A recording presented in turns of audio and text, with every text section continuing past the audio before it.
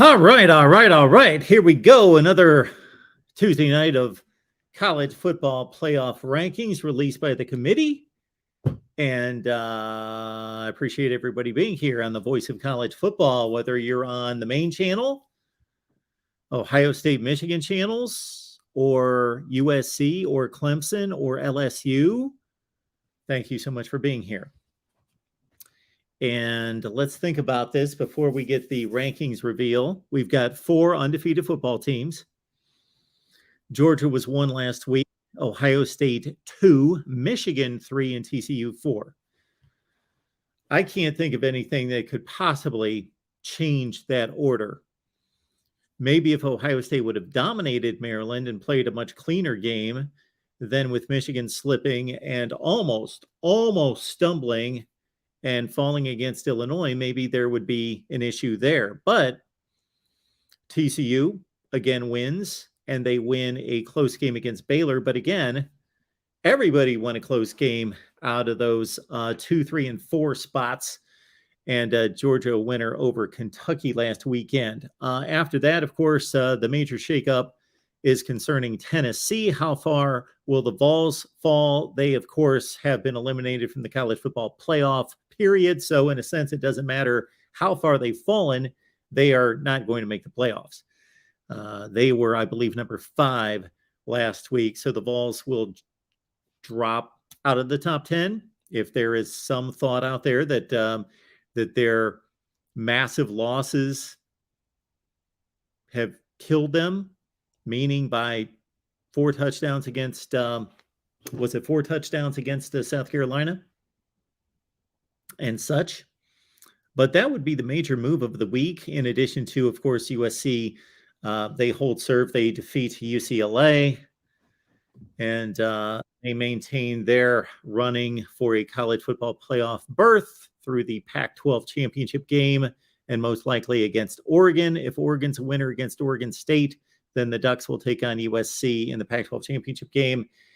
If the Ducks lose to the Beavs, then it becomes rather complicated. Our buddy Tony Altimore has devised a flow chart that he will be unveiling, I'm sure, during the Pac-12 chat show on Wednesday night that will outline the myriad of possibilities with Oregon, Washington, and Utah involved.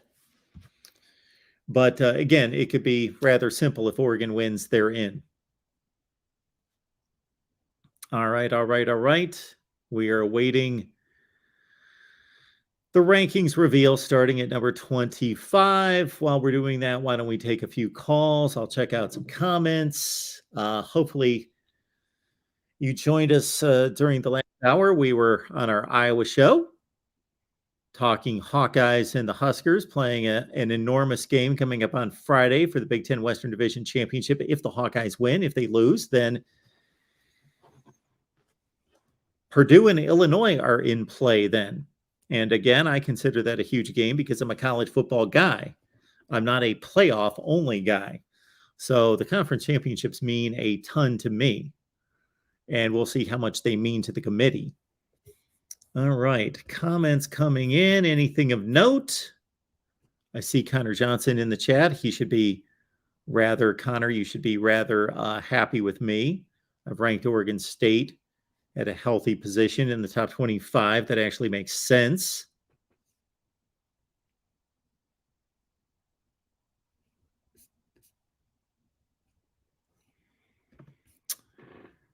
You gang, this is how you call in. I have dropped the live stream link in the chat a few times. I'll do it again right there. Grab the link and you can join the show. Okay, while we await 25 all the way up to number 1, we'll take a call from Justin. Justin, what's going on tonight? Hey, Mark, how's it going? I'm good. What's going on tonight? I'm just ready for these rankings to be revealed. Oh, yeah. Yeah, I had a question for you about, this Ohio State-Michigan game coming up. Fire.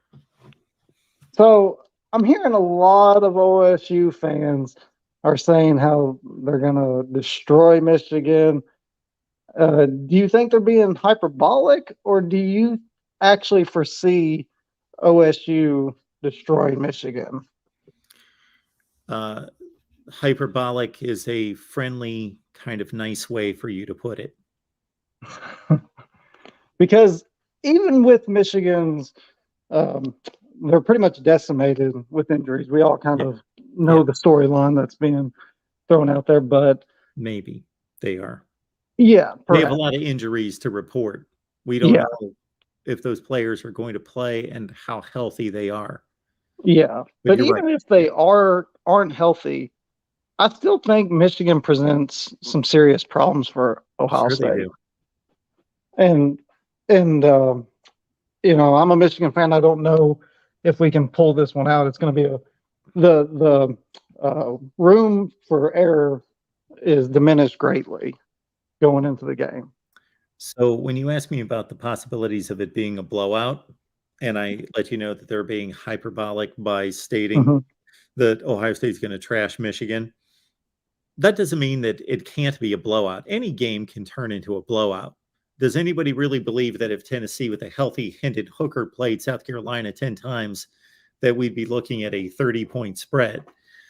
Any game on any given occasion, based on certain circumstances, turnovers being probably the major factor, can turn into a blowout between two comparable teams. But is it likely? Absolutely not. It's not likely. I think this is going to be a really good game. I do think that Ohio State has the potential to to make it less than a classic, to make it a bit of a separation in the fourth quarter. Hmm. Yeah, I just personally think it's going to be a real good game. Yep.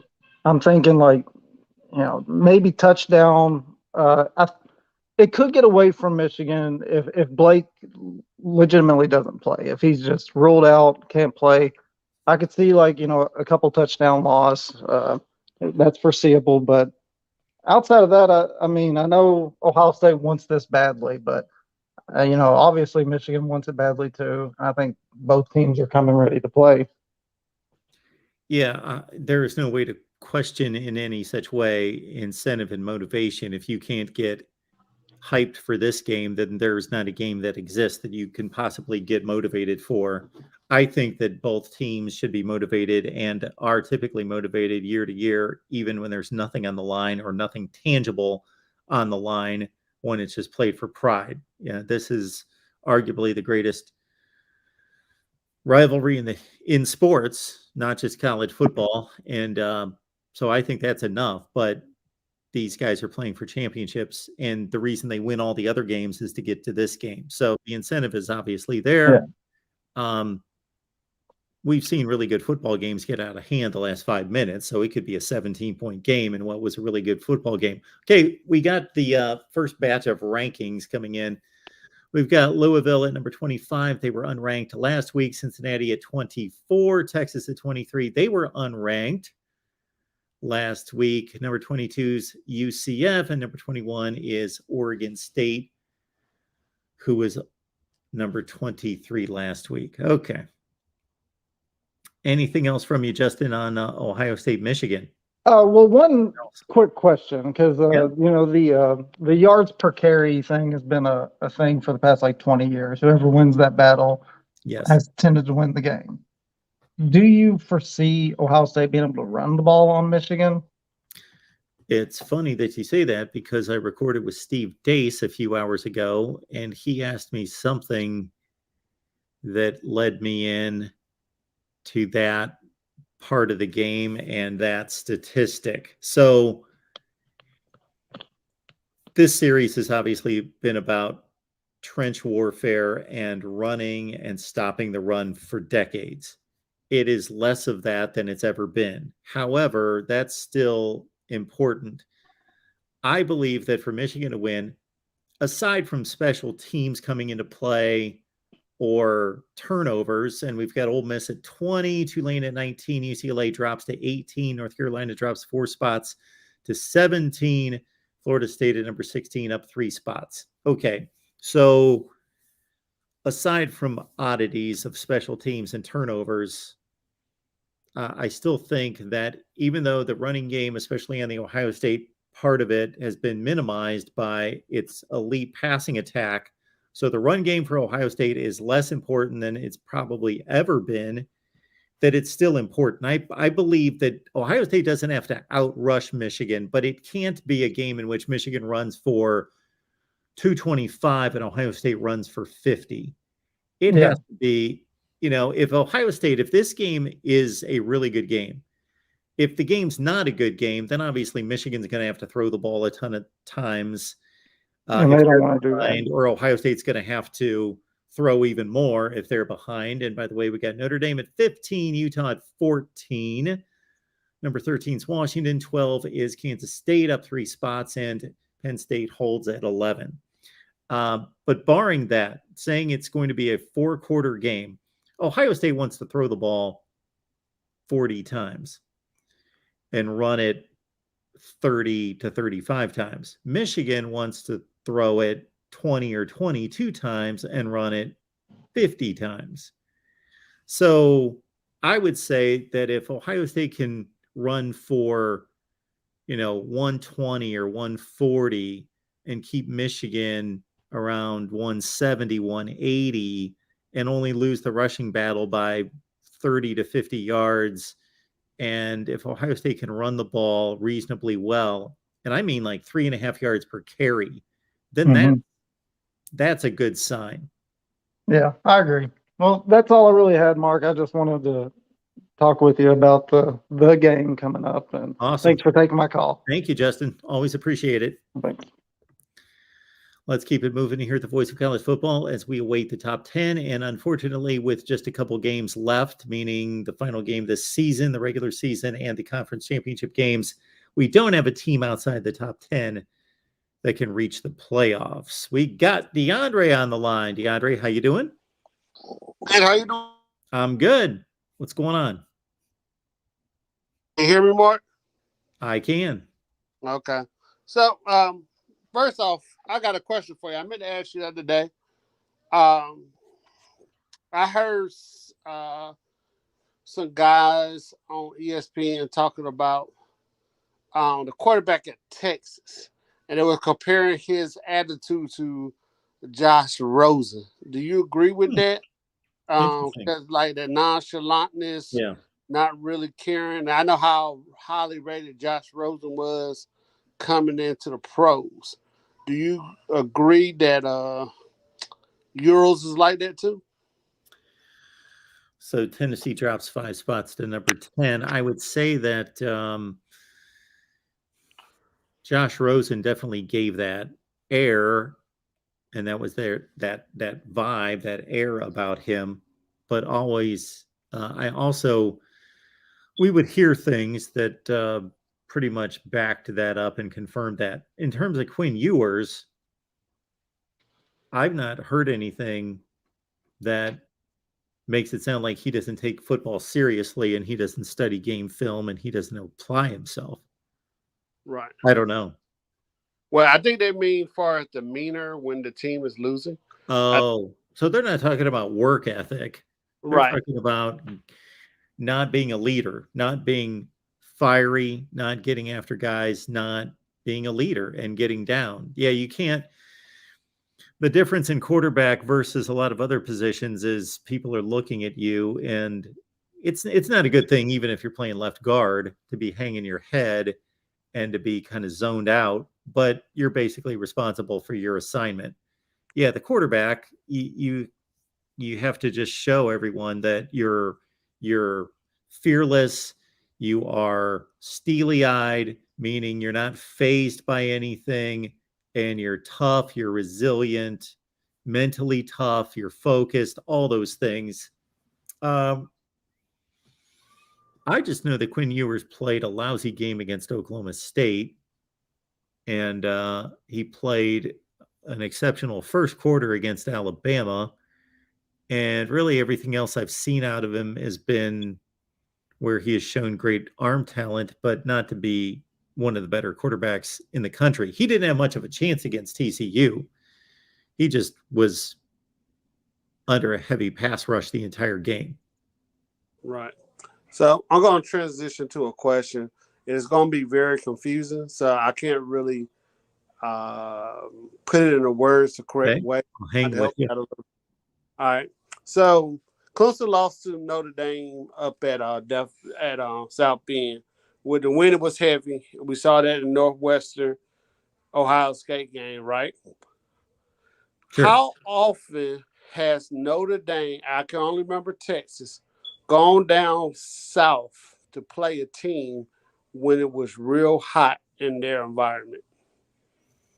I can remember Texas and sometime maybe in 94, 95. They went to Texas about 10 years ago. Yeah, okay, that time too. So twice with Texas. And Texas beat them bad. They went to Georgia. They went to Georgia in 2018. But that was in the fall time, though, correct? Yeah. Okay. Now, the point I bring it out, and I bring it out to bring this. What's your boy name? The quarterback of Ohio State, Stout. He had, 76 yards against Northwestern? Yes. And DJ had 191 versus Notre Dame, correct? Yeah. And Notre Dame is way more talented than Northwestern is. Sure. My point of my conversation is when we say we try to take things into evaluation, looking at the whole thing, Notre Dame really doesn't go down south to play teams in their type of weather. I think we can all agree that.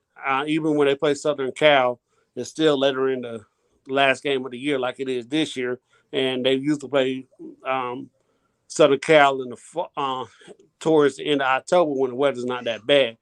So we all know that the environment plays a difference. So should that be taken into consideration when we're talking about Clemson?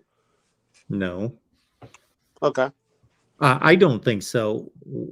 I don't agree in measuring football teams and giving certain teams a pass because we think that they shouldn't be able to play in cold weather or hot weather.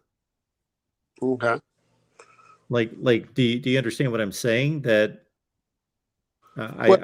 I wouldn't say if Notre Dame went down and played in Miami in September and it was 88 degrees and they lost, I wouldn't say, well, it was 88 degrees outside and they are coming from the north. You know, that's a point to be made, but I don't think that should play into our evaluation of the teams, or we should rank anyone higher or lower because we think that they caught a break or an unlucky break because of the weather. They Okay. should be able to Let me play in ask you. all weather conditions. We both like to gamble. Yeah. So a couple years ago, Jacksonville played Green Bay, maybe the first, second week of the game, and everybody was like, "Wow, why is Jacksonville favored to win?" And they Mhm. were saying because of the heat. And Jackson and Green Bay will be wearing a darker uniform. So doesn't that show that it does affect the game? Oh, I didn't say it didn't affect the game. Okay. Different teams are built for different types of weather based on the type of offense they run and also based on where their players come from. But I don't think we should have the same expectation of every team playing under whatever the weather conditions are. Okay. So let me ask you this. Yeah. This type of Ohio State team, since Urban Meyer left, wouldn't it be more effective down south, whereas this team is more of a passing team Yes. instead of a running team? So I'm picking Ohio State to win big, but just like last year, if the weather's bad, this is more Michigan's type weather though for the game. That running back was healthy, correct? Well, it's going to be raining. It's not So- going to be that cold. It's going to be like 52 degrees, but it's going to be raining, apparently. So when Michigan's defensive line and Ohio State's offensive line, we would give the advantage to Michigan with the weather conditions and stuff, correct? And Well, I think that some precipitation favors a passing team because they know where they're going and you can get DBs to slip. You can also slow down the pass rush. But if it gets too sloppy and too rainy where the ball's too slick and receivers are dropping the ball, the quarterback can't get a handle on the ball, that obviously favors the defense in a huge way. But a little bit of rain, sometimes you see a lot of games where there's just a little bit of rain and their offensive circuses. All right, I appreciate your time. And like I said, the question I know was kind of confusing, but like I said, it is a question I had to ask because sometimes I know Ohio State has gone down to TCU and Texas and performed very well over the last couple years. And I was just wondering because I never see Notre Dame go down south in the dead heat and play. Even when they play Florida State once or twice, there's always during the what's called. But Florida State and Notre Dame did play a couple years ago during that time, and Florida State upset them, correct? A couple years ago, then Florida State had a terrible year. They played on Labor Day night. Yeah, that was only 2 years ago. That was just last season. Right. 2021, they played on Labor Day night at Florida State. Yeah, but it was upset by Florida State, correct? No, Notre Dame won like 41-38. I thought Florida State had upset Notre Dame 1 year. Nope. All right, Mark. I'll get over with you later. Thanks, man. Appreciate it. All right, let's get to these rankings. And shoot, they took the top 5 off the board, but I believe it's still the first 4, of course. Georgia, Ohio State, Michigan, TCU at 4, LSU at 5. Question for everyone. LSU is number 5. Tennessee's number 10. They're both 9-2. They both play in the same conference. Therefore, they play like teams. They both beat Alabama on the last play of the game at home. There's a common opponent data point. It's too bad that Tennessee and LSU didn't play for us to figure out who's better or who should be ranked higher. Yeah, so yeah, that's just too bad that Tennessee and LSU didn't play for us to see who should be ranked higher. Okay. Mike, welcome to the Voice of College Football. How you doing? Hey, can't complain. How you doing? Well, I'm starting to complain. LSU's 5 and Tennessee's 10. That makes sense. Well, Easy money, please. Sorry, Mike. Easy money, please. I'm trying to post his comment. Easy money. Yes. Please read along when I get sarcastic. Thank you. All right. What you got, Mike? Well, I mean, I can agree with Tennessee at 10. I can't agree with LSU at 5. Okay. Where would you put LSU? 8. I just don't understand how you rank a team that beat another team by 4 touchdowns lower, especially by 5 spots. I guarantee this is my question for everybody on the chat. If the Tennessee LSU game had been played this last Saturday, would those rankings still be the same? No way. No. Shouldn't they be the same? Probably. Are we ranking? We're supposed to. They tell us that they rank their resume.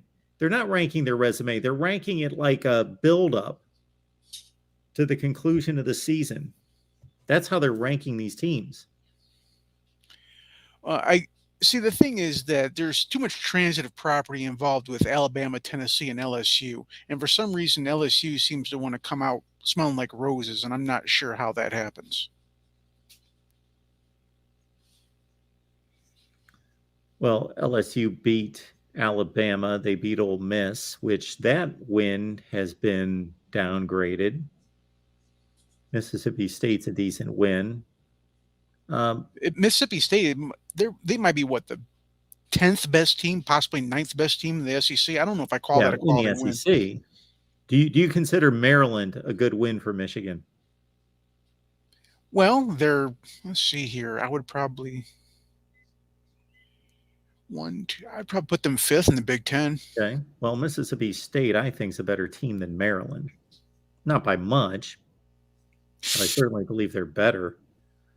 I think Maryland is a more complete team. I'm not sold on Mississippi State's offense. I would take Mississippi State to beat Maryland, but and they play in a better conference and they've got a better record. So LSU has a pretty good line of wins. I guess it's just in the fact that a lot of these, matchups, a lot of these are barely win over other decent teams, and they're all at home. Like LSU beat Alabama by a 2-point conversion in Baton Rouge. Mm-hmm. Tennessee beat Alabama by a field goal in Knoxville. So, mm-hmm. I mean, you could argue. I mean, I could argue that Alabama could be higher than both of them because on a neutral field, I think Alabama's probably undefeated on a neutral field. Well, the whole neutral field, I get your point, Mike, because we know teams generally play better at home, but the whole neutral field is in theory. Well, yeah, of course, but it's not in theory over the course of 100 games. It's proven that teams play better at home than they play on the road. But in any given game, we can't say Ohio State would have beaten Michigan last year in Columbus. We can't just turn results over because they're played at a particular stadium. Well, I think that if Ohio State beats Michigan this year, you can make a case for it because I think that we're a slightly better team this year than we were last year, and I think that Ohio State is a slightly better team than they were last year. then why are we playing football games? The reality is that whoever wins the game should be given credit for the win. I don't Yeah. care where they play. Well, it's, any given Sunday except Saturday, but anything could happen. It's like you said earlier, this could be a blowout. I don't see how, but I don't think either team is going to get blown out. I think it's always a just, slight possibility, but We anything saw could happen. blowouts in 2018 and 2019. We were not that good in those years. Well, in 2018, we saw an Ohio State team that was an underdog at home blow out Michigan. Well, lately we have kind of been elevated. I thought we've been a little overranked. Okay. I mean, I don't think we were last year, but I think in the previous years, basically from 20, I'd say in this 3-year stretch of 17, 18, 19, we were probably viewed a little bit better than we really were. Okay. Well, I don't think there's any question that going into the 2018 game that Michigan had played better than Ohio State. So I have no issue with the point spread. I thought Michigan was not necessarily the better team. They were playing better and had done it for an entire 11 games, but they got blown out. And, it does happen. Like I said, Yeah. when they got 62, 63 on us that one year. Yeah. When our defense was all propped up. I think that was because, like I said, people were kind of pumping up Don Brown as being the next big defensive guru, which turns out not to be true. Ever since we got rid of him, our defense has been legitimately top. First with McDonald, and then when he left, when Minter, because it might have been a different face, but it was the same defense. But this defense is legit. I mean, we're number one in any real statistical category except for passing. Even then, I think we're like fourth. Those defenses finished in the top 5 in the country. Well, and I think that, in some ways stats do lie, because I haven't checked it now, but I know going into the Illinois game, we were 5th in scoring offense. Do I think we're the 5th best offense in the country? No, not by any stretch. I think Ohio State was statistically like a top 6, 7 defense. Do I think they're a top defense in the country? No. So stats can be kind of misleading in some ways. How many defenses do you think are better than Ohio State? Shit. So, pardon my language. You're good. I would probably say I could probably name a good 15 defenses that are better than Ohio State. So you don't think if Ohio State has the 15th best defense in the country that that's a good thing? It's good, but I think there are a lot of people that thinking that Ohio State has legitimate defense, and they don't. I think their defense is pretty legit. 15 defenses. None of them reside in the Pac-12. Well, I put Oregon State's defense above Ohio State's. You think Oregon State has a better defense than Ohio State? Yes, I do. Yes, I do. Okay. I don't think Ohio State would give up 42 points to Utah, but maybe. Well, every team has, the occasional blip. Sure. Yeah. And keep in mind that, how many offenses in the Big Ten can really compare to offenses in the Pac straight up and down? Well, that's another chicken and the egg statement, because defenses in the Big Ten are better than defenses in the Pac-12. Yeah. Like I said, So, I was much better defense than Ohio State. Illinois is a much better defense. And I could even make the argument that in some ways Penn State's defense is better than Ohio State. Now, I know they did win against Penn State, but I could make they just shut out Maryland, and Maryland has a legitimate offense. So on an objective X's and O's, I would put Penn State's defense above Ohio State's. okay.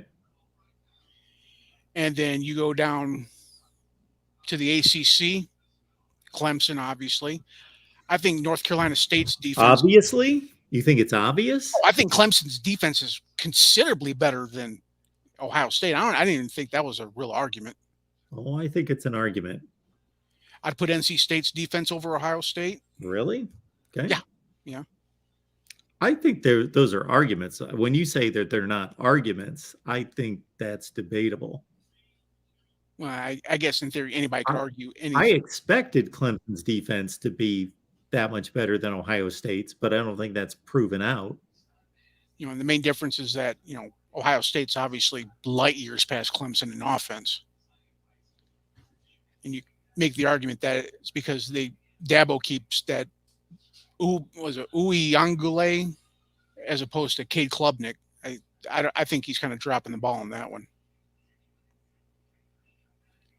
But I think a lot of these stats are misleading. So I think statistically our offense is better than it really is, and statistically their defense is not as good as it really is. So the thing I would say about that is I have no issue with somebody belying the statistics and saying this particular stat is misleading or that particular stat is misleading, but I need some type of verification of why or how, and I don't really see that. Well, for our offense, I mean, obviously, you know, we pumped the score up pretty good on some high school teams early on in the season. Just like Ohio State, defensively, they haven't played a really good offense yet, except outside of maybe Penn State. They've played the same offense as Michigan's played, except they played Notre Dame. Notre Dame has no defense. They played Northwestern. Northwestern is just garbage in every aspect of the ball. They played Iowa, and you can ask Eric in there. But I'm making the point that Ohio State has played the same schedule as Michigan, except for you could replace Illinois for Notre Dame. Otherwise, they've played the exact same schedule. Well, what in-conference game have we played that's as bad as Northwestern? Well, Michigan played Nebraska without a quarterback. Thompson played that game. That's as bad as Northwestern. The Nebraska offense that Michigan played. Oh, I thought Casey Thompson was in that game. No, I might have been wrong. You know, Indiana's not good. Well, we both played them. Yeah. You know, we both played Iowa, except the difference is that we had to play them in Kinnick, which is an obnoxious place to play. Sure. While they got to play them at the Shoe.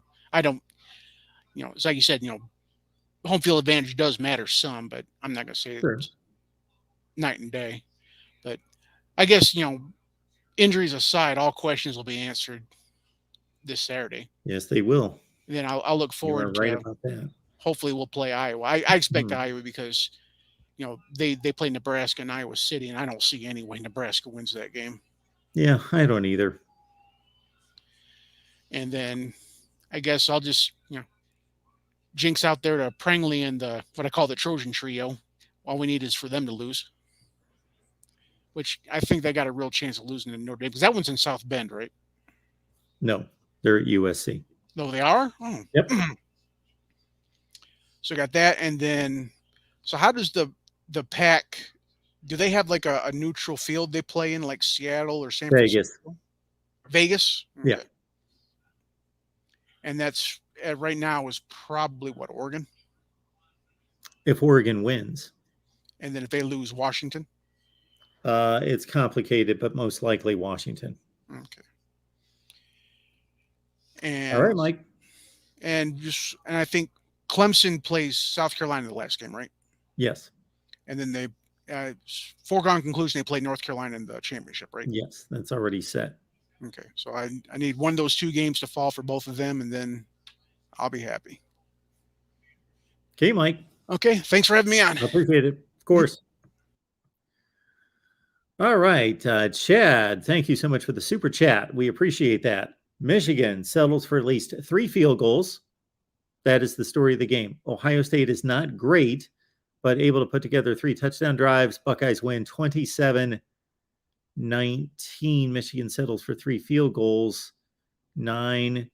How did they get to 10 points? Maybe that's a touchdown with a 2-point conversion and a safety, I guess. So Chad's got touchdown, 2-point conversion for a safety, or yeah, and that gets us to 10, and then the 3 field goals to 19. Okay, got it. Rob, what's going on tonight? Hey, what's up, Mark? Not much. Yeah, so getting to LSU and Tennessee, I kind of thought that Tennessee would fall decently, but I do get the idea that, what do the head-to-head games matter, right? Because you're right in a lot of ways when you look at Tennessee and how they beat LSU. They didn't just beat LSU; they pounded them, and then they get pounded by South Carolina. I think the reason they're falling so far is 2 reasons, and I think the committee is punishing Tennessee a little bit for the injury to Hendon Hooker. I personally feel that way, and I also think it's because it's late in the season that Tennessee lost to South Carolina the way they did. I think if it had been earlier in the season, they wouldn't be punished as much. They're waiting the season, which they say they don't do, but they right. are. But yeah, and that's the thing about the committee is they say a lot of stuff that we that we know they're not being truthful on. Like they say they don't have bias towards this or that, and it's like the name brand bias, But we've seen in the past that that's not really the case. I think you look back to Ohio State when they didn't win the Big Ten championship and they stuck them in anyways. Now, to their credit, they went on to they won the championship that year, didn't they? No. Or I'm getting it mixed up with a different year, but they lost the year that they didn't win the Big Ten. They lost to Clemson. Oh, okay. No, you're right. That's right. But either way, I mean, stuff like that. I mean, the committee says things and they kind of, they don't really mean them. And I think that's what's happening with Tennessee right now. Yeah. And so I wish they would just come out and say that the games early in the season just set the stage, but they don't mean as much as the games. So we are trying to get the best 4 teams and really the top 25 teams right now, the way the season looks right this second. So if you just got killed last weekend, that means a whole lot more than if you got killed in week 1 or week 2 or any other previous week. Just come out and say that. They are waiting the season. And that's not really fair. And it's also not what they are stating that their purpose is. They're supposed to be selecting the best resumes, is what they say, that your resume is everything. Yeah. And it is a little bit frustrating because, I think if people are honest with themselves, and now obviously with Hendon Hooker being out, that does change things tremendously. But if we're talking about a healthy Hendon Hooker right now in Tennessee, you'd have to be kidding yourself to say that Tennessee is not going to perform well, like, not finish in the top 5 of any conference if you slap them in there the way they've played this year. Just because they have one bad loss against, I think, South Carolina, that team right now, I don't think Clemson's really wanting to play them after what they just saw. I wouldn't be shocked. Let's put it this way. I wouldn't be shocked if they ended up beating Clemson. Wouldn't be shocked at all. Well, the committee's lazy. They're lazy in this way. If they really want to evaluate injuries, they need to go through every team and truly evaluate the injuries. And I understand that there are few injuries that are going to be as significant as Hendon Hooker. I get that. But this is like front page news, Hendon Hooker gone for the season. Okay, let's slap Tennessee down. Well, they need to be evaluating every team. If they really evaluate the teams and look at some teams have been hurt by a number of injuries to lesser players, but multitudes of them, well, they should be evaluating that if they're going to evaluate that going forward. Secondly, I don't have an issue. I don't agree with it, but I don't have an issue with them projecting into the playoff. For example, if Hendon Hooker was injured like this in the SEC championship game and Tennessee was on the line, that they said, okay, well, Hendon Hooker got him to this point. He's gone. We don't know how good Tennessee could possibly be. And we can evaluate these other teams to be better than Tennessee without Hendon Hooker. But we get to see Tennessee play this week without Hendon Hooker. So why don't we at least watch them play?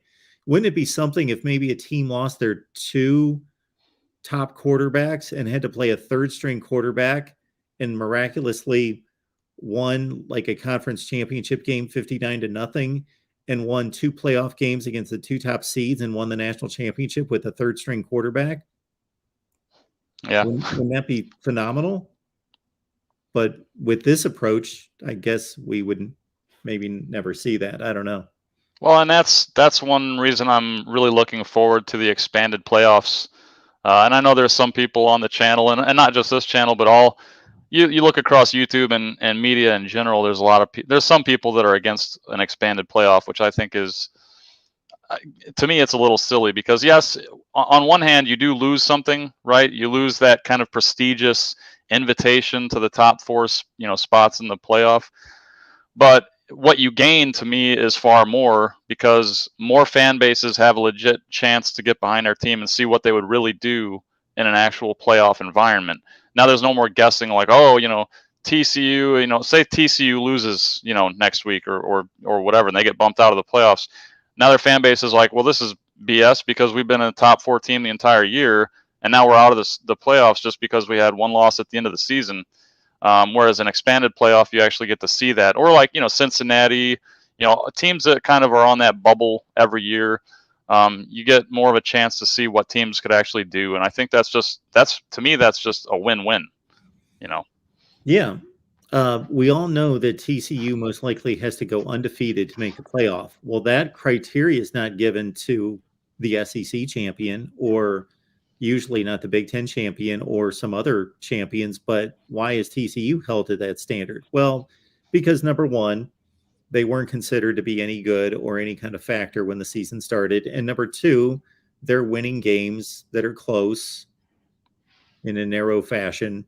But why just because you're exactly right. If they win the Big 12, they lose a game, still win the Big 12 championship, and they're 13-1, they're going to be out of the playoff, and we won't know what they would have done in the playoff, as opposed to in the future being able to say, okay, well, TCU slipped up once, but they still won the Big 12 championship, and they're going to get their shot. They get to redeem themselves after slipping up once, just like most teams get to slip up once in this 4-team playoff. But if you're TCU, you don't get that opportunity.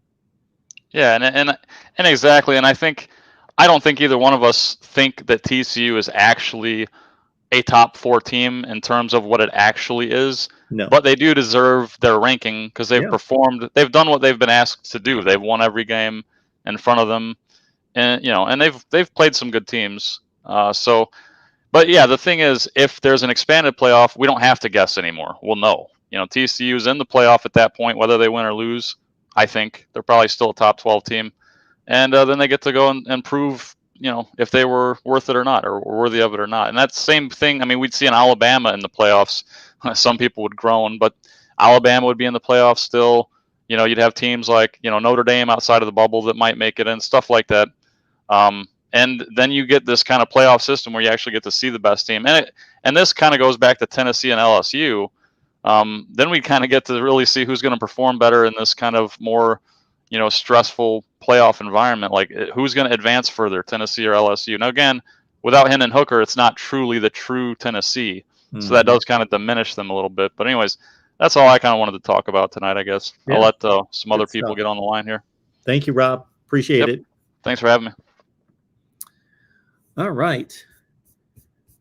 College football playoff rankings. The biggest move, Tennessee dropping 5 spots to number 10. Clemson moves up, but Alabama moves up more. I believe they're actually, USC at 6, Alabama 7, Clemson 8. All right. We got Dave on the line. Dave, how you doing? Hey, how's it going? Good. What's going on tonight? Well, I was looking at the rankings, and if you're a USC fan or a Pac-12 fan, you have a team that definitely has a shot now. And I really do think if USC wins and beats Notre Dame and whoever they play in the Pac-12 championship game, that they will jump up and finally get into the college football playoffs. I feel that they control their destiny. USC. Mm-hmm. Yeah. So TCU goes undefeated. Okay, so you're giving USC the nod over Clemson, and the committee does at this point too. So yeah, what you're saying makes total sense. Sure. Mm-hmm. Mm-hmm. Yeah, I just don't Yeah, we do. see. Yeah, because I mean Tennessee, they lost horribly to lost horribly to South Carolina, and LSU is a 2-loss team. I just, unless something really happens, like they beat Georgia and in the Pac-12 championships and absolutely destroy, which could easily happen. Oh wait, they're not playing Vanderbilt. I take that Yeah, back. you're cutting out, Dave. I didn't catch what you said, but that could be the one thing that would leave USC out is if LSU wins the SEC championship game. Then you're going to have LSU, Georgia, the Big Ten, and TCU. Is this better? Can you Yeah, hear me better now? we got you. Okay. I'm not in a very. I'm at work and I'm not in a really good place, so no it worries. might cut in and out. Yeah. I'm just looking at it, and I'm just really thinking. Do you also think that maybe a 1-loss Michigan or a 1-loss Ohio State team maybe gets in, or do you think if one of them, let's say Michigan loses, and Ohio State wins the Big Ten championship, do you think that there's still a chance for maybe even Michigan to get in? All right. For Michigan to get in losing to Ohio State, Georgia wins the SEC. I think North Carolina needs to beat Clemson. And somebody needs to beat USC, either Notre Dame or Oregon. Because I think either Clemson or so the committee's going to have a difficult decision to make. And based on the way they've set this up with Michigan at 3 and Clemson at 8, is that if Clemson wins their last 2 games, those are going to be nice wins. But Michigan loses extremely close to Ohio State. There's going to be arguments in that room about an ACC champion at 13-1 or 12-1 versus a Big Ten team at 11-1 that didn't play anyone out of conference. Yeah, I think that's what hurts Michigan will be their schedule. Their non-conference schedule was just not that good. I mean, it pretty much rivaled Minnesota when it came to non-conference schedule weakness. Speaking of which, the next time you will hear from me will be in Madison, Wisconsin. I will be going to the Gophers-Badgers game, one of the oldest rivalries in college football. I think it's the most played major college football game. Yes. It is, I think, 130. No, it's 136, I want to say. Okay. I thought I saw 131. Whatever it is. Whatever, I have to think in my head. They're basically almost even. I think it's 61 and 60 and 8 is the all-time record. So 132, 133? It is 62-61 Wisconsin with 8 ties. So that's 123 plus 8, 131. All right. I was a little bit more higher than I thought. I was a little bit more than I thought. But yeah, it's going to be the battle for the axes on the line, and I'm very excited. And go Gophers, and have a nice day. All right, Dave. I appreciate it. See you later, Mark. Thanks. I probably should have asked Dave. He must be awfully disappointed that Minnesota, with a shot at getting to the Big Ten championship game, blew that game against Iowa last week. They had that right in their hands. They had run for over 260 yards from Mo Ibrahim, and 2 red zone turnovers cost Minnesota a shot at the division. All right. Let's keep it moving here at the Voice of College Football. Appreciate Ben being here, Michigan fan. Ben, what you got tonight? Hey, Mark, how's it going? I'm doing well. How are you?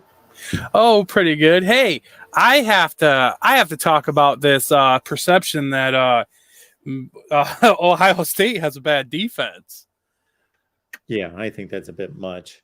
Well, I mean, if you look, I mean, I really appreciated and anybody that hasn't seen it, your comparison with Ohio State and Michigan's opponent. Your breakdown on that was great, and I appreciated it. I enjoyed watching it. I watched the earlier this year, and then you finally, had one with all the teams. Great breakdown. I loved it. Anybody that hasn't, watch it. Hit the like. It was a good breakdown on Michigan and Ohio State. Me, Ben, which I much appreciate. I will promote this. I'm sure it will get far less views, but I'm doing one with Oregon and Oregon State as well. But, that'll be interesting. I like it. Those are good breakdowns. They've got 6 common opponents as well. I appreciate you doing the legwork on that. Absolutely. That's what I'm here for. Yeah. But anyway, hey man, I gotta say this about that. Besides how close they are, I mean, Michigan, their offense is the number 3 team in college football of time of possession. And you know what the difference in yards per play, yards allowed per play for OSU and Michigan is? It's 0.4 yards, a little less than 0.4 yards. Well, against those 6 opponents, it's basically nothing.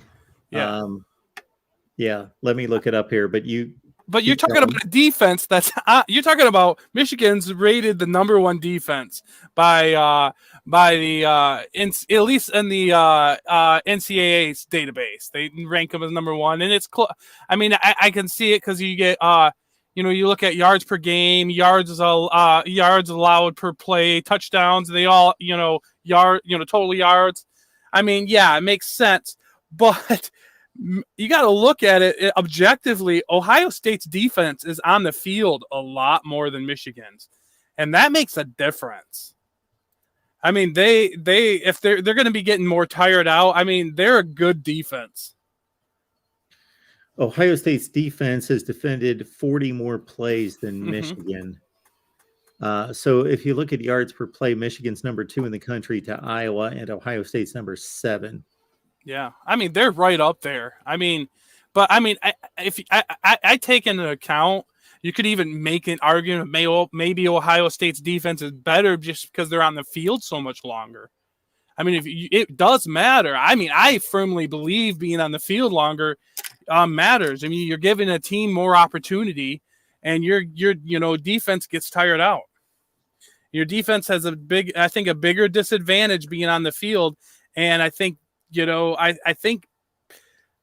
mean, it seems like college, and professional, like NFL, I think the coaches there know it.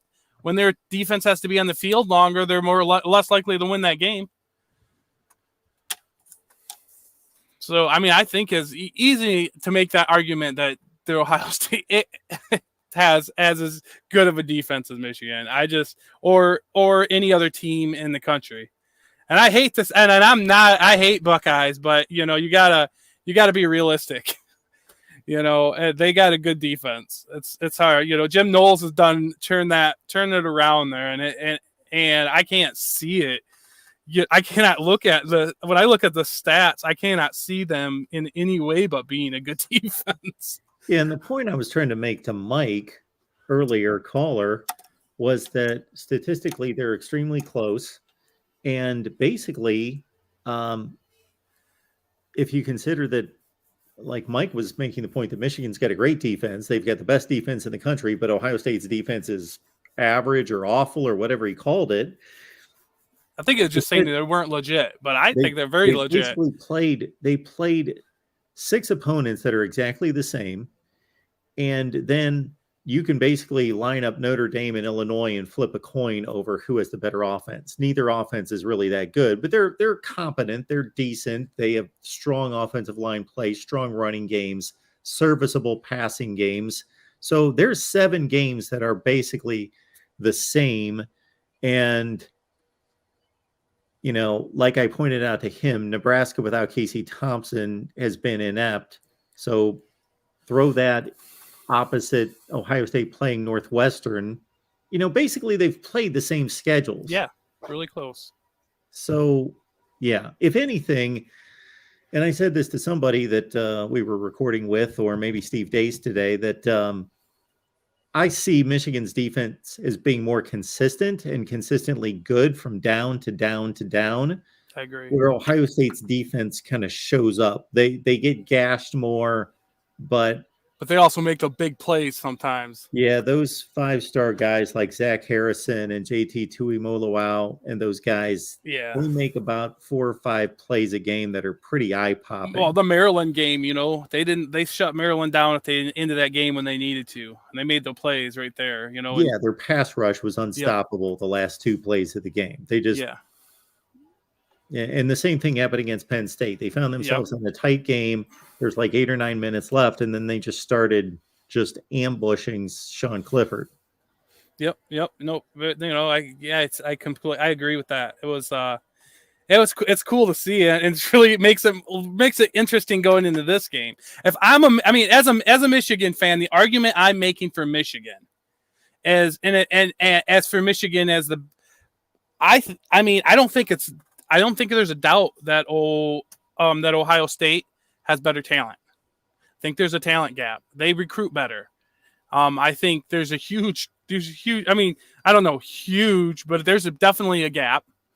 Ohio State's defense is on the close to the same level as Michigan, and their Ohio State's offense is beyond Michigan's offense level. I mean, as far as what they're able to score and what they've shown. But my argument is Michigan's still getting it done. My argument would be then what's the difference? Where's the difference in the team? I'm going for coaching. You know, and I like to say that. I like to say that to you Buckeye fans that we have better coaching. And when did that start? Since just when? Now. Just now, just today. I'm bringing it up today. Oh, today. What did they bring? Bill Belichick in? Make this a trend. What did they bring Bill Belichick in and add him to the staff today? Did I miss that? Hey, I'm just keeping it real, Mark.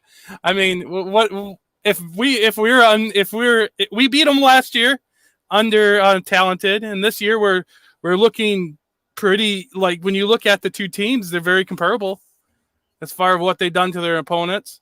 Oh, absolutely. So, if you got the talent gap, then what's the difference? What do you make of, since you took in those breakdown segments of common opponents, what do you make about Ohio State averaging like 1.5 yards more per play? That's a lot. Yeah. No, that's for sure. No, that's that's why I gave you the offense. Defenses. Yeah, no, that's interesting. I'm wondering how this is going to play out. Do you think? Yeah, I'm just wondering. I'm wondering the health, but I just have this feeling. So this is a gut feeling when I look at this.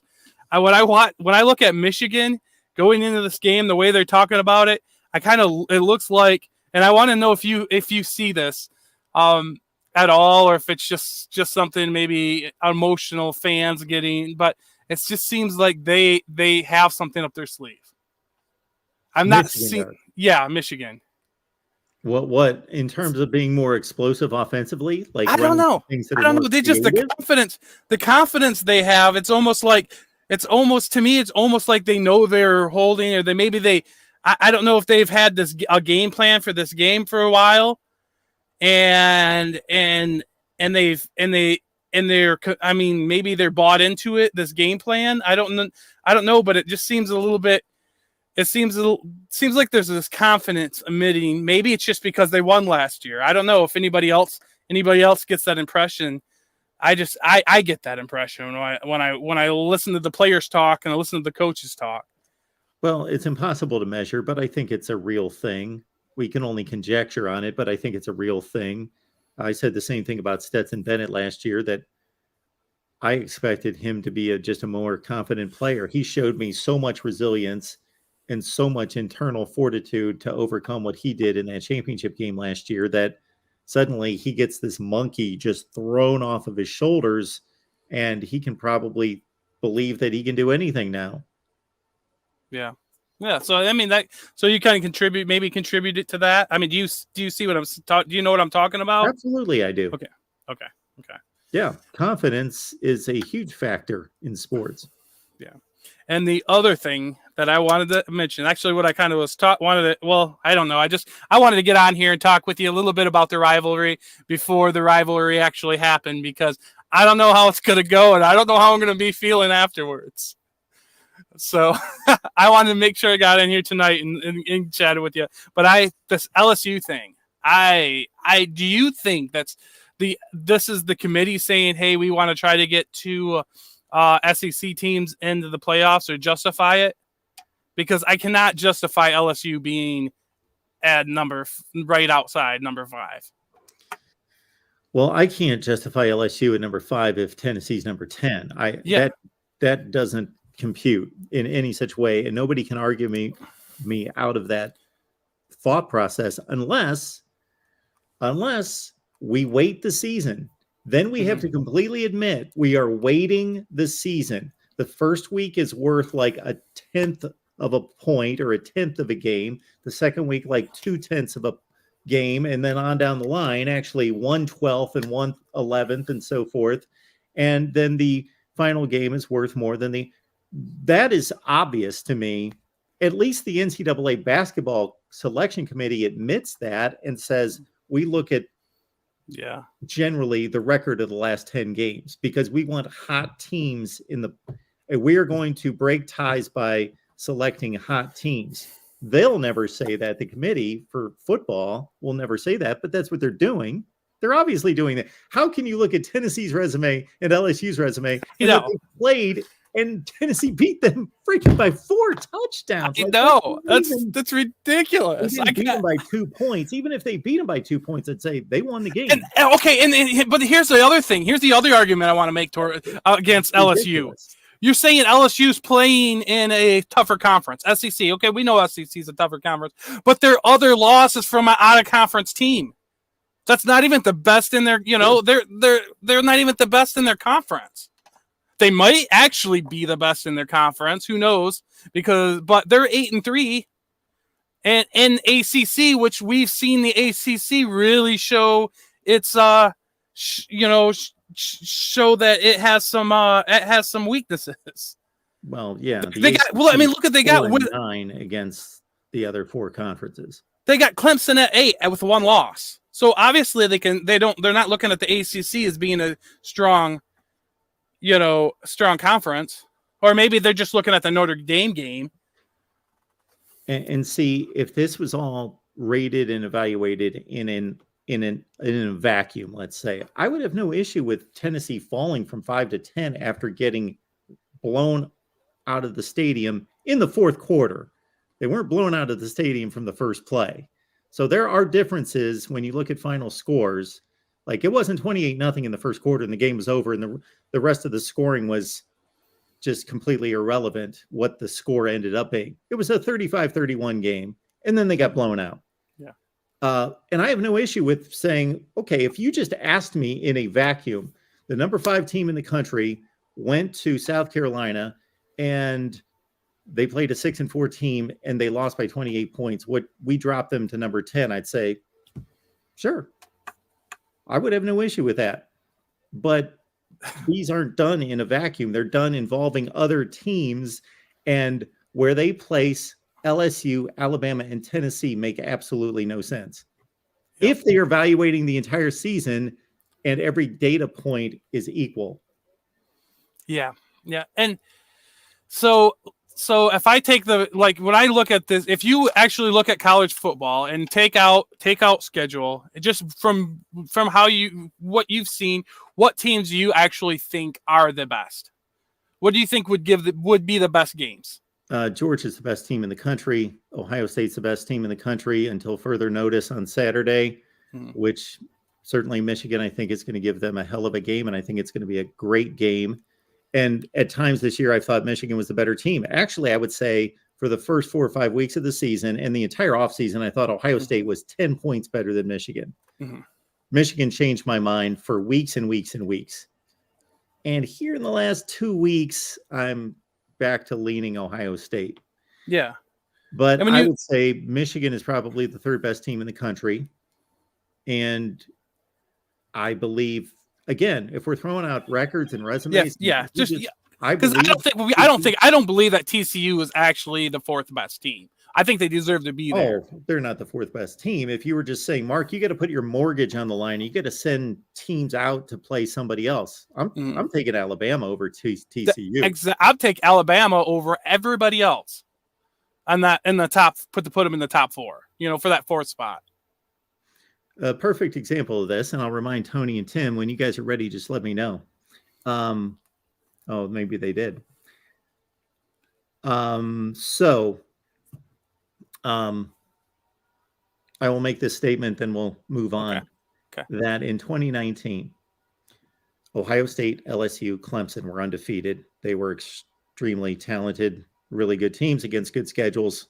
That's a no-brainer. Those 3 are in. Oklahoma earned the 4th spot because they won the Big 12.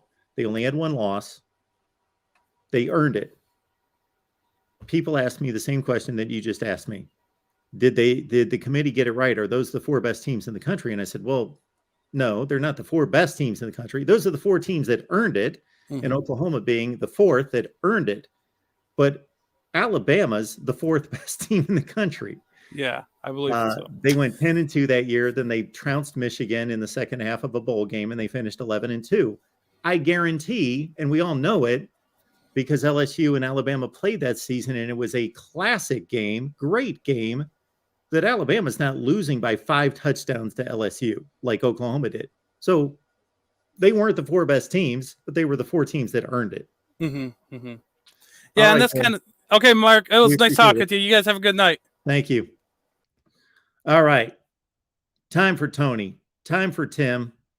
And the all in Patreon College Football, Voice of College Football rankings here. Can't wait to see this. Sorry, that was LBC on the phone.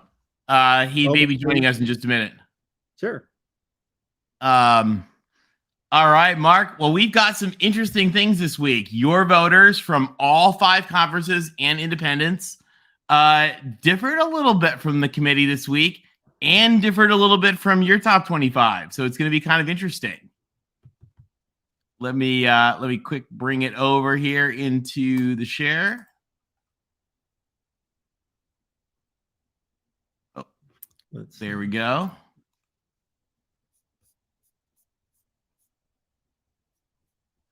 And sorry. All right. So we put a little bit of Latin on here, a little Vox Populi Vox Dei to remind us the voice of the people is the voice of God. That's nice. Just to remember. So this is from Mark's community.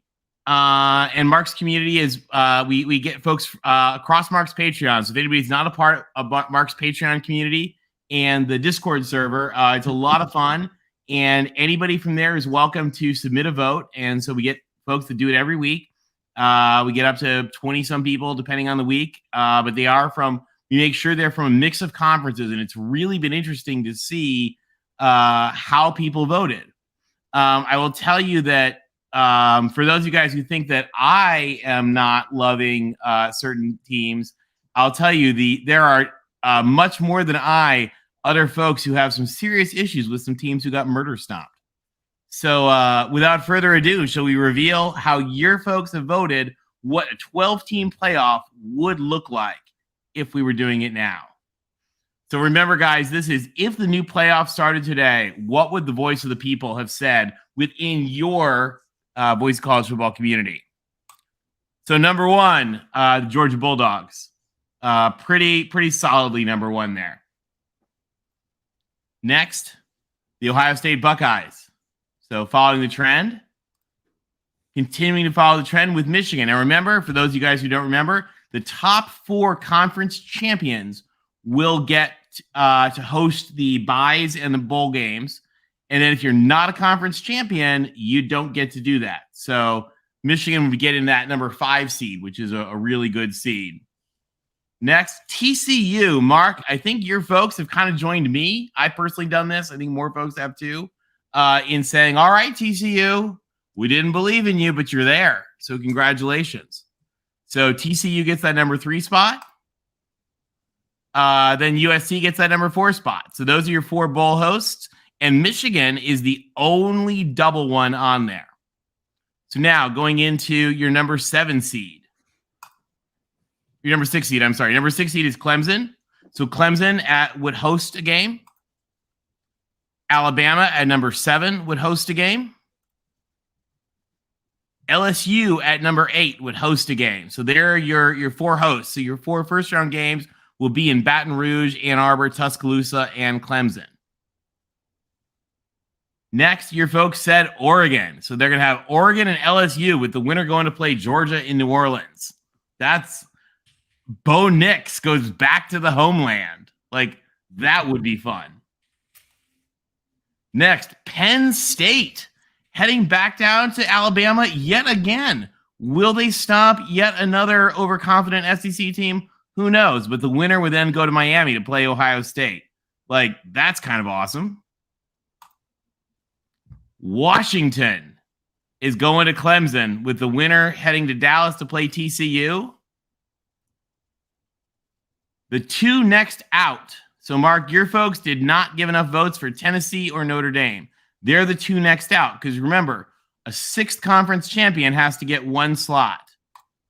And that your folks voted as Tulane. So they voted Michigan versus Tulane in Ann Arbor with the winner headed to Pasadena. So, guys, this is an awesome bracket. There's some good games here. What do you guys think? Well, Mark, Tony's put a muzzle on me for today. so I'm gonna say there's some lovely games out there. Put a muzzle on you? Yeah. Oh, come on. I'm getting a timeout from Tony. Well, You did not get a timeout, but we're not having certain debates right now. If I could watch only one game, I am clearly watching LSU and Oregon play. Wouldn't that be a good game? Yes. I think that would be an awesome game. Yes. Give Bo Nix will have plenty of time to be healthy. And Yeah, next, Alabama and Penn State. I think that would be another really good one. I think Washington and Clemson would be a heck of a game. Sure. And USC and Michigan in Pasadena. Well, sure. Yeah. Once we get to that round, that's looking really, really good. Yeah. Yeah, Bama, PSU. There's a lot of fun ones there. And I'll show you something that I thought was kind of interesting. When we took a look at where the teams come from, we saw the Big Ten, the SEC, and the Pac-12 each put in 3 teams. And then the Big 12, ACC, and American each had one each. Yeah. So, for distribution. Like, I think what you see is that the 12-team playoff starts to accomplish the goal. Whoever is saying Tennessee being Tulane is a joke, like, dude, don't be dumb. Remember the process. The process is 6 conference champions. So it's not that Tulane is over Tennessee. It's that Tulane is the 6th conference champion, and the 12th team is bounced if there's not 6 conference champions in the top 12. Not our rules. And not that I don't believe that the Big 12 and the ACC have arguments as being just as strong as the Big 10 and the Pac-12, but I truly believe that at the top of those conferences, I think that this accurately reflects the power and the status of the top of those conferences this year and the distribution this year. Yes. Yeah. And I think this year is the thing, because some years the ACC is really strong. When Miami and Florida State are rolling, the ACC is really strong. And this is just not really one of those years. Last year, the Pac-12 was atrocious. So, you get kind of a cool mix. And then looking at how your voters compared with the actual real playoff folks, Georgia number 1 across the board. Mark, your voters put Ohio State number 2, Michigan number 3. So some pretty good consensus. TCU 4. Now's where you start to get more interesting because again, your folks put USC. The committee put LSU. I don't worry about that because like LSU is going to get beaten by Georgia, and USC has 2 more games to win before it's really an issue.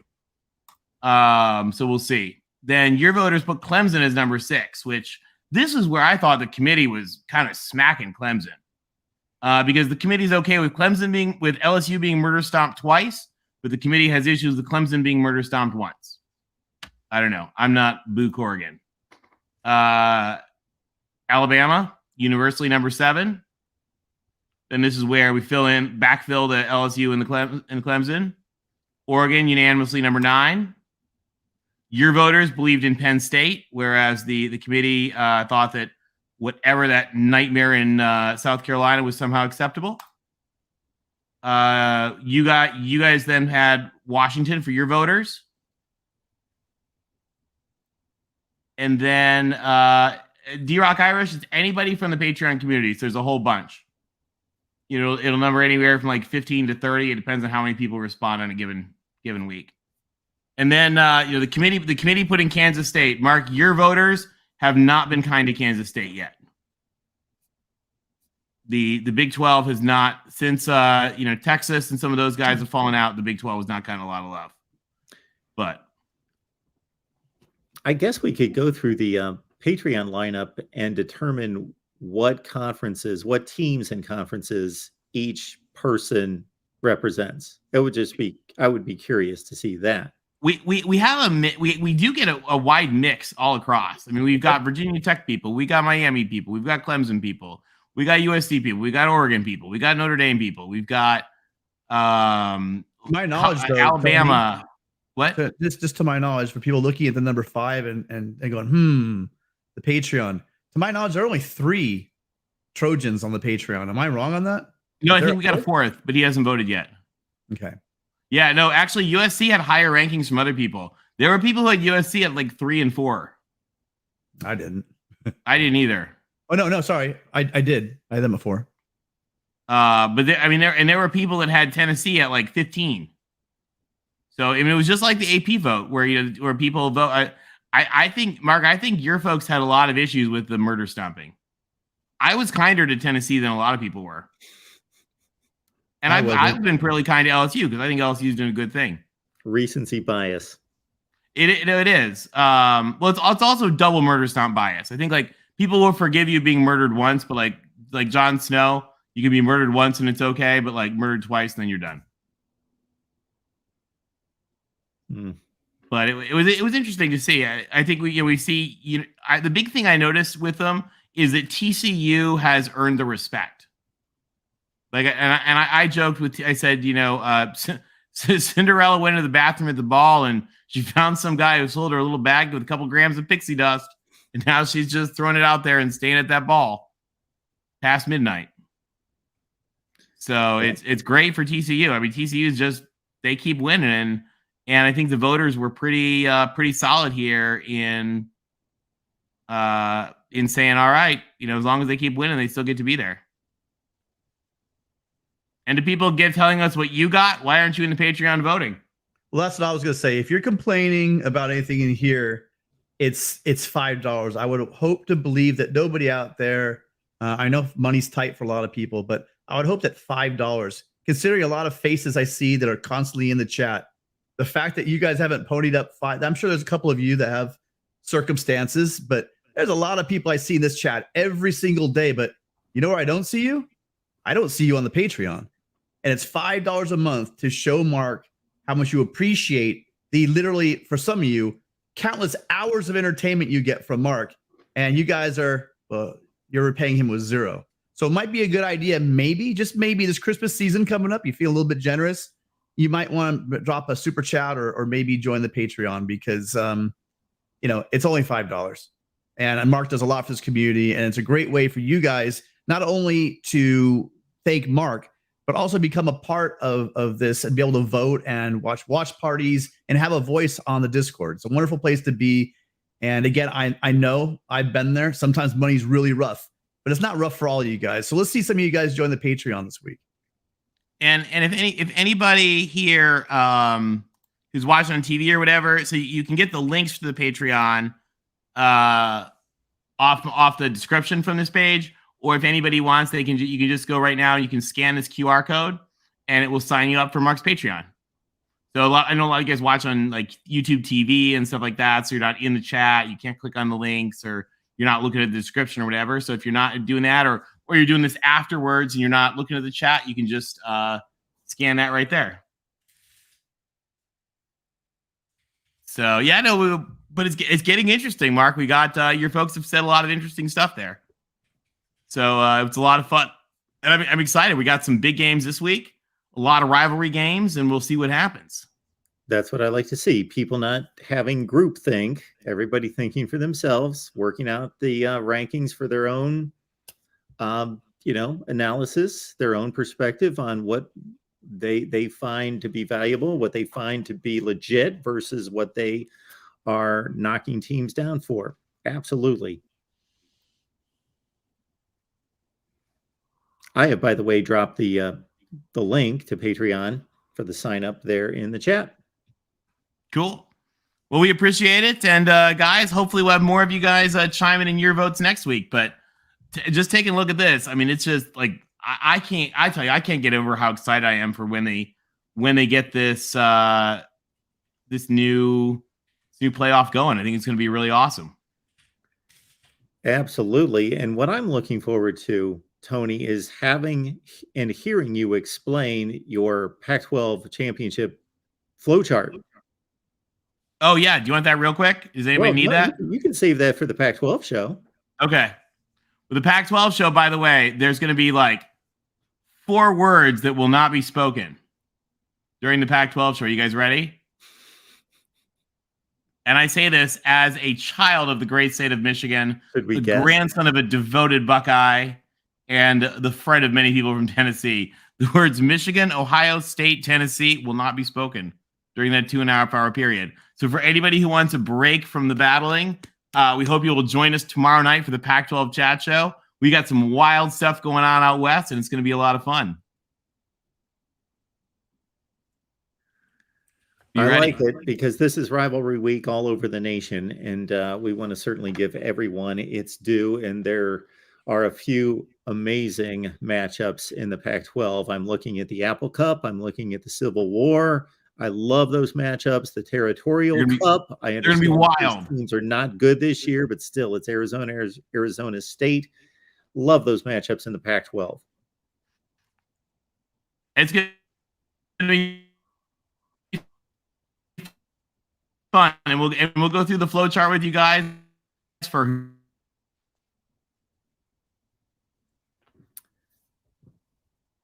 We may have lost you, Tony. Yeah.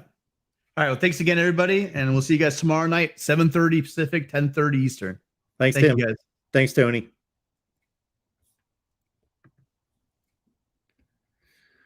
All right, great stuff there for sure. And we appreciate all the super chats coming in. I will get to them right now. And Cheryl, you know me better than that. I sent you a reply to your request to get your wrench back, right? Didn't you see it? According to the settings on my channel, you do have one.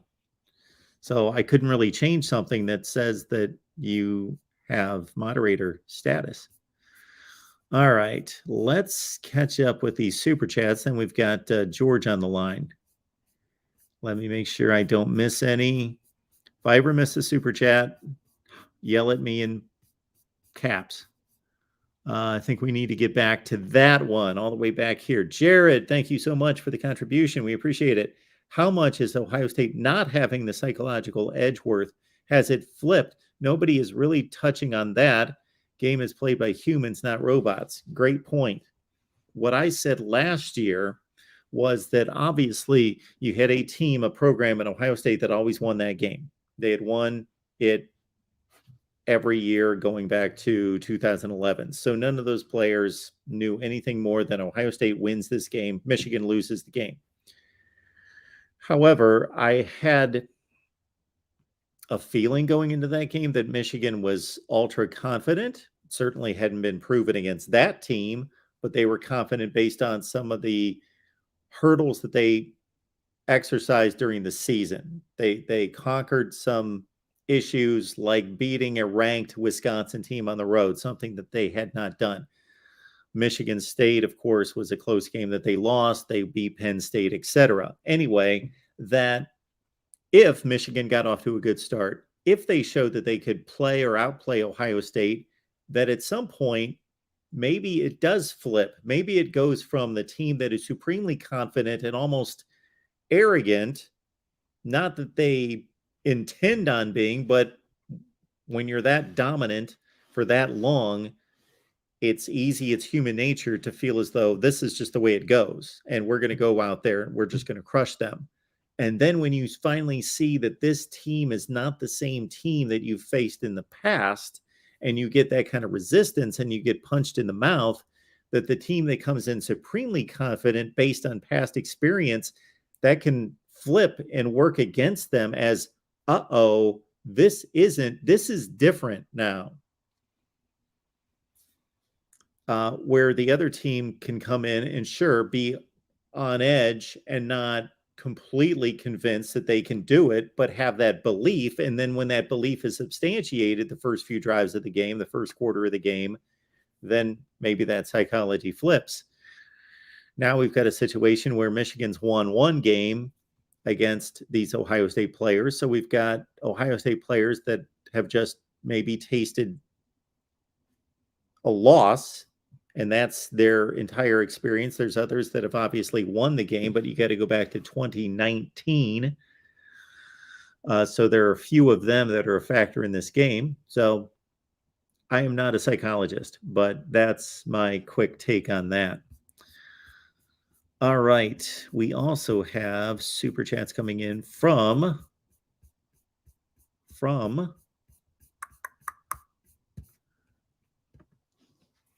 Mike. Appreciate you being here. Tony, did Tennessee get murdered twice? In my estimation, they did not. They got murdered once. And again, it was a fourth quarter murdering. It was not a start to finish murdering. It was not 28-0 in the first quarter. It was a 35-31 game. They got whipped in the fourth quarter. And they did not get murdered by Georgia. They were clearly outclassed.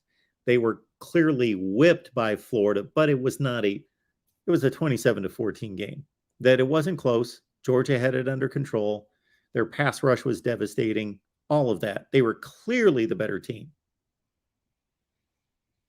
But difficult environment against the best team in the country.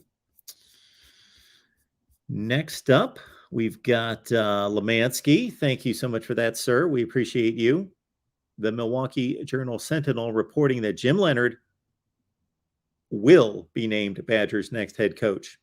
My thought process was that when Paul Chryst was replaced by Jim Leonhard, that the administration and the athletic director thought Jim Leonhard, Paul Chryst is brought us to a good place, but we are stagnating. We are not progressing. We're actually in slight decline. And Jim Leonhard is coveted by all sorts of great college football programs out there. We need to give him the job today. If he clearly shows that he's not ready for it, then we will conduct a coaching search. But if he shows us what we believe, then let's give him the job. And that's pretty clearly what they've done. Ben says, Mark, I wanted to leave you with this condolence super chat for your team's loss this coming Saturday. Help Mark Cope Fund. You know what, Ben? I appreciate your super chat contribution. I appreciate your condolences. And you know what? If every Michigan fan wants to contribute to the Help Mark Cope Fund, then I am certainly a willing recipient of it. And I will just let you know that when Ohio State wins on Saturday, I'm not refunding your money. That's the only thing I'm going to let you know. Next up, before we get to George, any other super chats? I don't believe so. It's time for George. George, what's going on? Hey, Mark, how you doing? I'm good.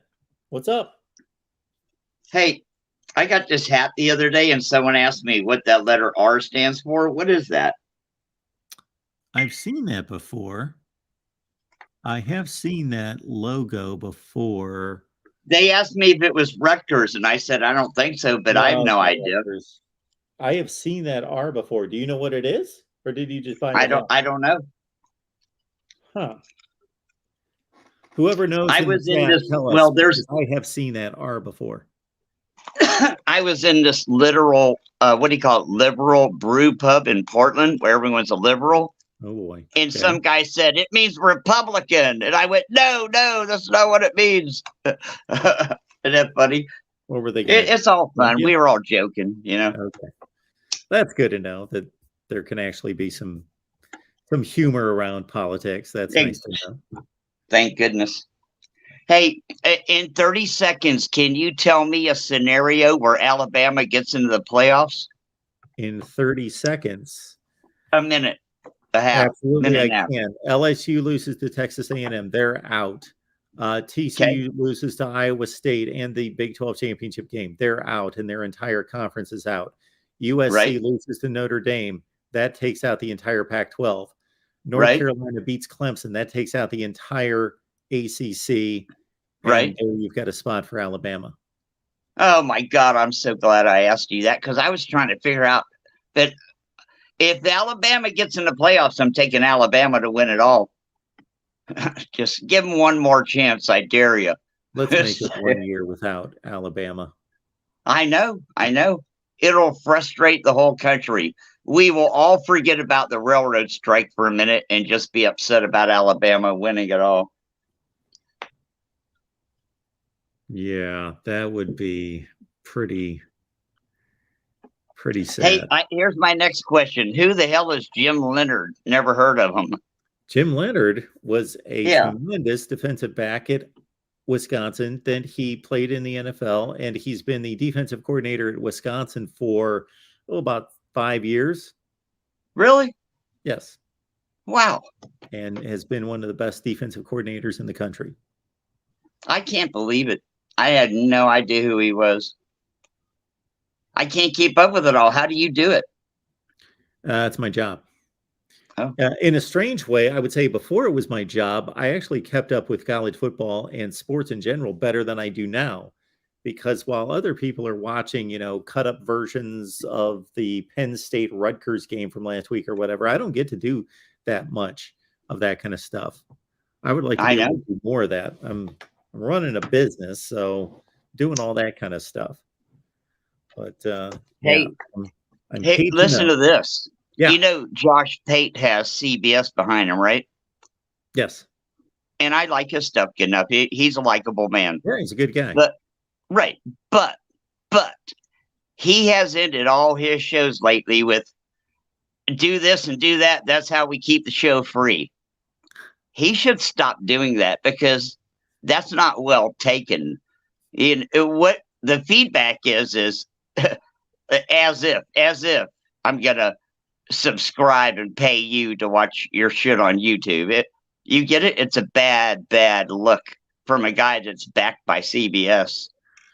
As if, there's a threat that that's how we keep the show free. Like, you got to be kidding me, man. You're lucky we are watching you. You should be thanking us, Well, who knows how much of that comes from him and how much of that is dictated by somebody else. I'm just saying it's a bad psychology, man. You say, please use my link, or if you want to subscribe. You never threatened us with turning your shit off if we don't pay you. I would not do that. I'm just saying, can you believe CBS is doing that? I'm like, you got to be kidding me. We don't need your shit. We'll do fine with the other 9,000 football channels on YouTube. Exactly. Every time I get on YouTube, and you know what the deal is, they throw you a zillion videos and try to guess what you want and what you like. Yeah. I see, and I don't click on them and I don't watch them, but I see more college football YouTube channels popping up every day. I just think, man, this is all I need. It's more competition. Hey, listen, some of them are okay, man. I watch there's that new one, High Top Sports from Florida. Say they all suck. No. He just came out of nowhere. He's young. He's fun. Yeah. Who's that? High Top Sports. Yeah. Listen, it's a Florida channel, and it's a guy named Sheldon and another guy named whatever. The other guy's a Florida State fan, but they mesh well together. Yeah. And they're friendly, and it's just a little bit more youthful, you know. And they actually get players to come on, recruits for Florida or Florida State to come on and sit there for half an hour, and their mom and their dad sometimes. That's intimate stuff. That's good shit, man. Well, there's quite a few channels that get recruits on. Maybe I could go out and do that. I used to do Mark, it. Mark, you can do it. It's just a goddamn phone meet. Just like I'm talking to you, they will do StreamYard instead and sit there with you for half an hour, you know? Yeah. I used to get recruits on here all the time. It's just a pain tracking them down, and they're not reliable. They're a bunch of 17-year-old kids, so they're not reliable. So about 4 out of 5 times they say they're going to be somewhere, and they're not there. So I accidentally see it. Like you say, your phone gets so many phone leads. Every once in a while I click on one. I've only done it like twice. Yeah. But the last one was on a Miami channel. I'm not even sure what Miami channel it was. But they interviewed the #1 2024 running back coming out of Modern Day High School in California. And he's a Miami guy. And I'm like, what a nice young man. They asked him, what do you do football for? What motivates you? And he said, because it's the only way I know to take care of my mother. He said, I play football like it's a business, you know? He said, no one has to encourage me to practice. I'm doing this for the money at a high level. You know? I'm like, I like that young man. He can speak for himself. He can express himself, and he's very straightforward and look good. Nice young man. Okay. All right. To change the subject, Florida just dumped their quarterback commit because he was singing a Tupac song or something. He said the N-word. What do you think? Have we gone too far? They dumped him? Yeah, we withdrew his scholarship offer. 4-star quarterback out of Tim Tebow's high school.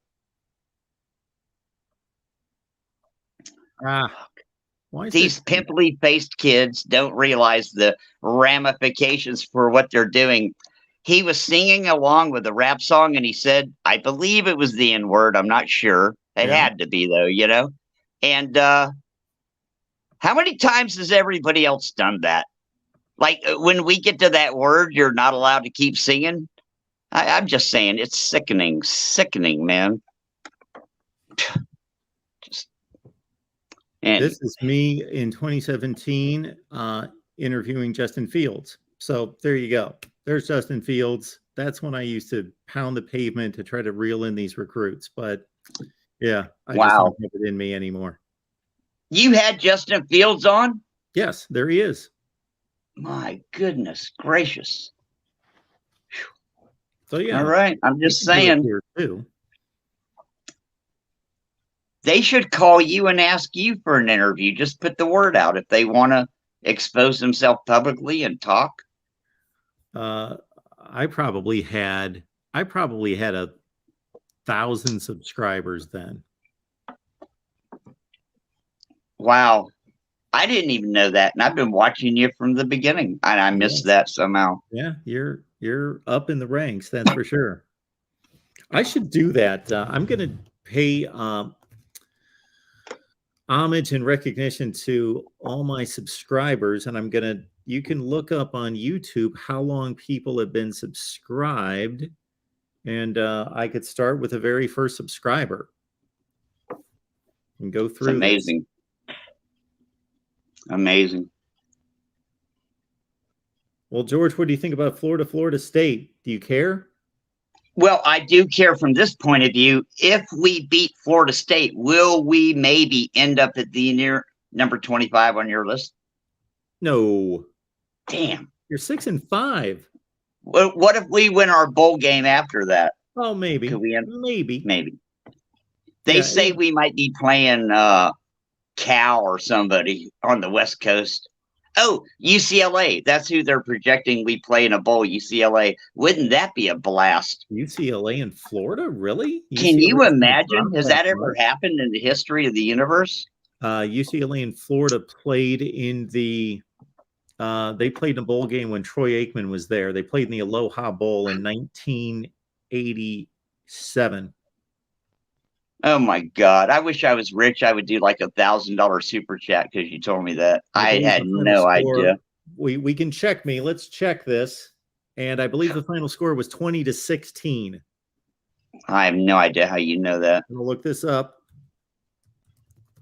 Florida. I'm a East Gator Florida. fan. I didn't even know that. Let me say. I believe so.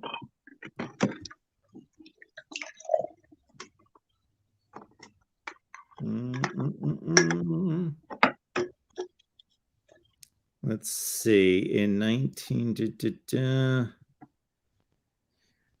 Bingo. The 1987 Aloha Bowl, UCLA, Florida, 20-16. There you go. I was 27 years old. I didn't know that. How'd I miss that shit?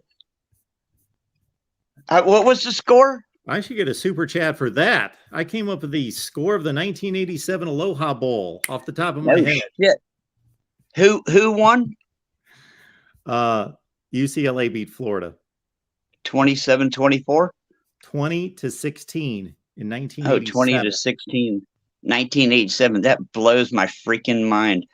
Is that the year Doug Johnson threw all those touchdown passes in the Super Bowl for Washington? Is that the same year? That who for Washington? Washington, the pro team, they had a black quarterback named Doug Williams, and he threw like 6 touchdown passes, all 75 yards. Yes, that was the same season, 1987. Yeah. He threw 5 touchdowns in the Super Bowl. That's why I don't remember the Florida game. I was so in shock over that shit. Well, I was like, actually, what this the- Florida game was a month before the Super Bowl. I know. I'm just saying it was a mind sweep. All I remember is Doug Johnson. I get you. Right. No, Doug That's- Johnson was a Florida quarterback. You're all over the map here. You're moving names and places all over the place. Okay, it was Doug Williams. I'm sorry, Yes, I slipped. Yeah, Doug Johnson was a quarterback for Florida. I know. I meant Yes. Doug Williams. Possibly the greatest quarterback in the history of football. No one's ever done that before. You throw 5 70-yard touchdown passes in one game and win the Super Bowl, and then never do it again or before. Right? Yeah, that was a weird one. Some good shit. Timmy Smith ran for a Super Bowl record 204 yards in that game, and he never came close to matching that. Never did anything else in the NFL. Who's Timmy Smith? It's like, He was the running back for the Washington Redskins in the Super Bowl, in that same Super Bowl. wow. I did not know that. Yeah. Hey, He still owns the Super Bowl rushing record. Trey Sanders, a 5-star running back out of Florida, the most coveted guy in the country a couple years ago, is in the transfer portal from Alabama. I want him bad. This is free agency. These coaches are trading behind the scenes. They're saying, I'll give you Jacobs for Alexander. And they're saying, throw in Jones and we'll do it. I think it's come down to that now. We're probably going to send somebody to Alabama or give them one of our recruits in return for. I'm just saying, I think it's come down to that now. It's all behind the scenes now. It's all agents and whatever, you know. Can you imagine this shit, man? Fucking unbelievable. Mike enjoys your calls, George.